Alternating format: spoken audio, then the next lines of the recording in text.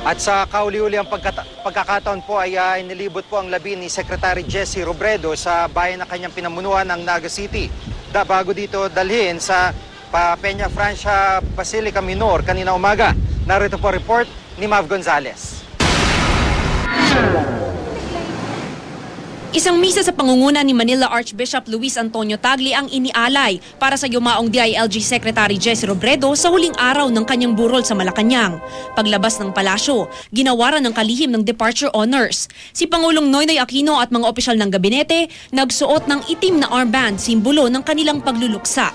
Pinangunahan ni DOTC Secretary Mar Rojas ang 6 na honorary pallbearers sa pagdadala ng kabaong ni Robredo sa convoy.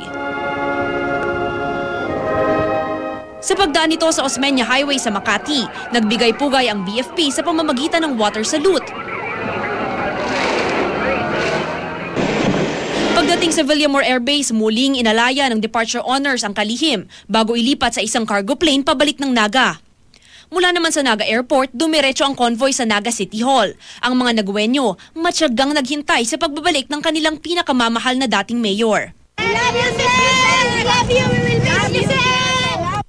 Sa People's Hall, inilagak ang kanyang labi para sa binuksang public viewing. Mula sa Naga City Hall, inilipat kaninang umaga ang labi ng kalihim sa Peña Francia Basilica Minore. Pero bago dalhin sa simbahan, inilibot muna sa lungsod sa kahuli-huli ang pagkakataon ang kanyang labi. Muli ring nagbigay ng water salute ang BFP Naga at ilang pang fire volunteers nang dumaan ang convoy sa Diversion Road. Nagtipon-tipon ng mga tagalungsod, suot ang dilaw na t-shirt na may larawan ng namayapang kalihim.